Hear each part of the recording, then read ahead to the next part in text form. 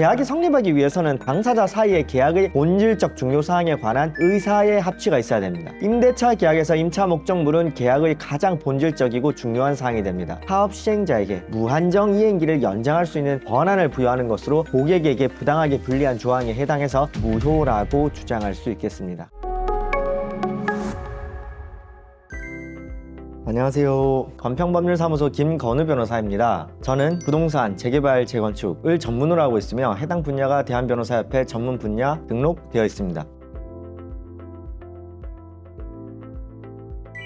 오늘은 다음과 같은 질문이 있었습니다. 변호사님, 분양을 받았는데 임차인의 지위이다. 전차권은 사업시행자가 가져가며 보증금은 건설자금의 일부로 쓰입니다. 전차인의 보증금은 제가 받는 것 같지도 않습니다. 저는 임차인인가요? 투자자인가요? 라는 질문이 있어서 저 또한 답변을 계약 구조가 굉장히 기형적인데요? 라고 답변을 드렸습니다. 금일은 창동 민재역사 임대분양에 관하여 30명 이상의 수분양자들로부터 사건을 의뢰받아 계약서를 검토하고 계약 구조가 너무 특이해서 그 기형성에 관해서 몇 가지 말씀을 드려보고자 합니다. 이는 소송의 결과를 예단하는 내용이 아니고 부동산 전문 변호사의 시각에서 몇 가지 의문점을 던져보고 앞으로 유사한 분양 계약 형태에 관해서 계약자들의 주의를 바라는 측면에서 본 영상을 찍어보기로 합니다. 수분양자들마다 계약 내용에 다소의 차이가 있으나 최대한 일반적인 내용을 중심으로 간단히 정리를 해보도록 하겠습니다. 계약 구조의 기형성에 대해서 간단히 말씀드려보겠습니다. 이 사건 계약은 명칭은 임대 분양 계약이나 실질적으로는 수분양자가 임차인의 지위만을 취득하고 임대 분양금, 그러니까 임대 보증금과 임대료를 납부하되 그 보증금은 사업비로 집행이 되며 전대 권능은 일반적으로 사업 시행자에게 전권 위임되고 전차 보증금도 시행사가 보유하는 구조로 보입니다. 수분양자는 임대 분양 보증금의 연 5% 수익금만 수령하는 데 그쳐요. 수분양자들은 임차인의 지위인지 투자자의 지위인지도 불분명합니다. 이조차도 현재 연 2.5%로 인하되었다는 말이 나오고 있으며 어떤 수분양자들은 확정 수익금 보정 약정도 받지 못했습니다. 광고 전단에는 계약금 전액 보장이라는 표현도 있는데 이를 임차 보증금으로 보면 당연히 보장되어야 하는 금원이 아닐까요? 사업 시행자는 도대체 수분양자들의 지위를 무엇으로 보고 있는지 궁금합니다. 자, 본론으로 좀 들어가서 보면 계약 목적물 불특정의 문제가 있습니다. 계약이 성립하기 위해서는 당사자 사이의 계약의 본질적 중요사항에 관한 의사의 합치가 있어야 됩니다. 임대차 계약에서 임차 목적물은 계약의 가장 본질적이고 중요한 사항이 됩니다. 하지만 이 사건 계약서 제1조는 임대 분양 점포를 별지 도면 참조라고만 기재하고 있으나 실제 도면이 교부되지 않았습니다. 또한 건축물 사용 승인이 난 2026년 4월 현재까지도 호실별 벽체가 없어서 목적물이 물리적으로 특정되지 못하고 있습니다. 이는 계약의 핵심인 목적물에 대한 의사의 합치가 없었음을 의미하기 때문에 계약 불성립을 주장할 여지가 있습니다. 다음으로는 공용면적 미표기의 문제가 있어요. 또 계약서에 공용면적 표기가 없으며 계약서 제15조 제3항은 공유면적 사용 시에 시행사의 사전 승인을 받도록 규정하고 있어요. 이는 임차인이 화장실, 복도 등 필수 공용시설을 독자적으로 이용할 수 없게 하는 것으로 목적물의 특정 및 사용 수익 가능성 측면에서도 문제가 있습니다. 다음으로는 약관규제법 위반의 문제가 있습니다. 약관규제법 제6조는 신의성실의 원칙을 위반해서 공정성을 잃은 약관 조항을 무효로 규정하고 특히 고객에게 부당하게 불리한 조항이나 고객이 예상하기 어려운 조항, 또 계약의 본질적 권리를 제한하는 조항은 공정성을 잃은 것으로 추정하게 됩니다. 임대 분양금의 사업비 사용 조항도 문제가 됩니다. 이 사건 계약서 제4조는 수분양자가 입금한 임대 분양금이 본 사업의 공사비 및 기타 관련 사업비로 집행이 될 수 있고 수분양자는 이에 이의를 제기하지 않는다고 규정을 하고 있어요. 수분양자는 임차인의 지위를 가지기 때문에 임대 보증금은 안전하게 보존되어야 합니다. 그럼에도 임대 분양금이 공사비나 사업비로 우선 집행이 될 수 있고 이에 대해 수분양자가 이의를 제기하지 못하도록 한 조항은 임차인의 지위를 현저하게 불안정하게 만드는 불공정 조항으로 무효를 주장할 수 있어 보입니다. 이는 상가 건물 임대차 보호법의 입법 취지에도 정면으로 반하는 것으로 보입니다. 또 임대 분양금이 사실상 회수 불가능한 사업비로 사용될 수 있다는 점은 일반적인 임대차 관행에 비춰서 수분양자가 예상하기 어려운 기습 조항에 해당해서 무효라고 주장해 볼 수도 있겠습니다. 다음으로는 입점 예정일 공란 조항에 대해서 말씀드려보면 입점 예정일을 공란으로 두고 추후 시행사가 일방적으로 통지하도록 한 조항은 사업 시행자에게 무한정 이행기를 연장할 수 있는 권한을 부여하는 것으로 고객에게 부당하게 불리한 조항에 해당해서 무효라고 주장할 수 있겠습니다. 다음으로는 분양 상담 직원 행위 면책 조항이 있습니다. 이 사건 계약서 제23조는 다음과 같이 규정을 하고 있어요. 분양 홍보관 등에서 분양 상담 직원의 행위는 계약자의 이해를 돕기 위한 것이며 이에 따른 계약의 유인 행위에 대해서는 시행사는 어떠한 책임이나 의무를 지지 않는다고 규정을 하고 있습니다. 이는 법률에 따른 사업자의 책임을 상당한 이유 없이 배제하는 조항으로서 약관규제법상 무효에 해당할 가능성이 높아 보입니다. 공유면적 사용 시에 시행사의 사전 승인 조항에 관해서도 말씀드려 보겠습니다. 이 사건 계약서 제15조 3항은 수분양자가 공유면적을 사용하고자 할 경우에 사업 시행자의 사전 승인을 얻도록 규정하고 있습니다. 화장실, 복도 등 필수 공용시설을 이용해 임대인의 사전 승인을 요구하는 것은 임차인의 정상적인 사용 수익권을 본질적으로 제한하는 조항이기 때문에 약관규제법 제6조 2항 3호의 계약의 목적을 달성할 수 없을 정도로 계약에 따르는 본질적 권리를 제한하는 조항에 해당하여 무효라고 주장할 여지가 있습니다. 다음으로는 전대위탁 동의 및 확약서의 문제점이 있어요. 전대 권능의 전면 위임 구조에 대해서 살펴보도록 하겠습니다. 전대위탁 동의 및 확약서에 따르면 수분양자는 목적물의 전대 유치 및 전대차 계약 체결에 관한 일체의 행위, 그러니까 전대인의 설정, 업적 및 업태의 결정, 기타 전대차 계약 조건의 결정 등에 관한 모든 권한을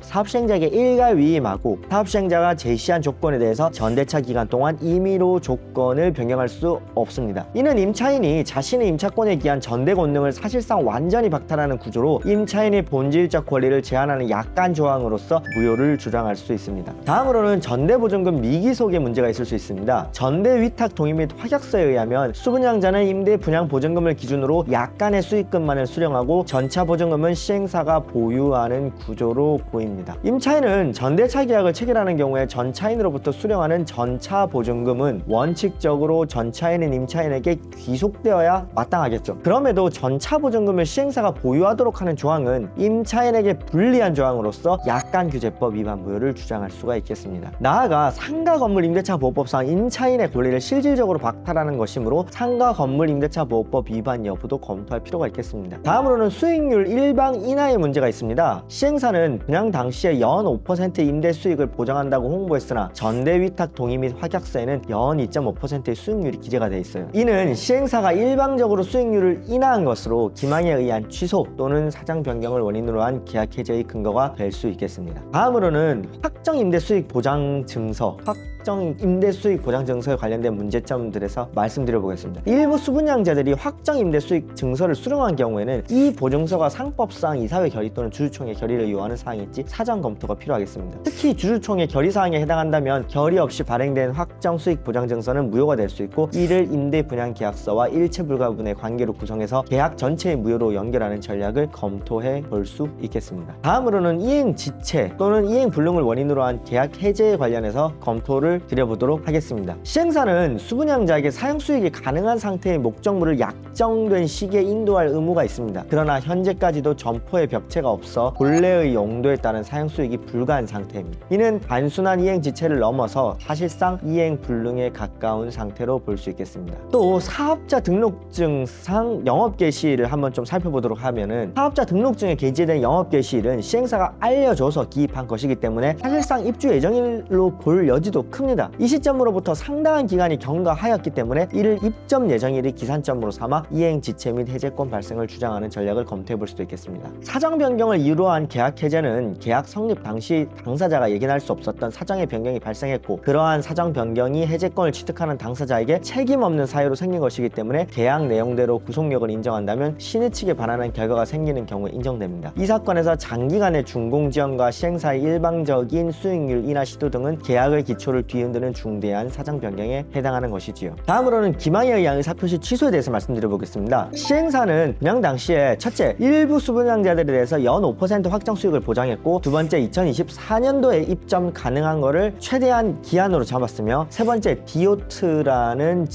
업체의 직영 운영 등을 적극적으로 홍보해서 수분양자들을 유인하였으나 이러한 약속들은 지켜지지 않았고 처음부터 실현 불가능한 허위 가장 광고였을 가능성이 꽤 높습니다. 나아가 임대보증금을 사업비로 사용한다는 계약 구조 자체에서 기망의 고의가 추론될 수도 있습니다. 이는 민법 제110조에 따른 계약 취소 및 납입금 반환 청구의 근거가 될 수도 있겠습니다.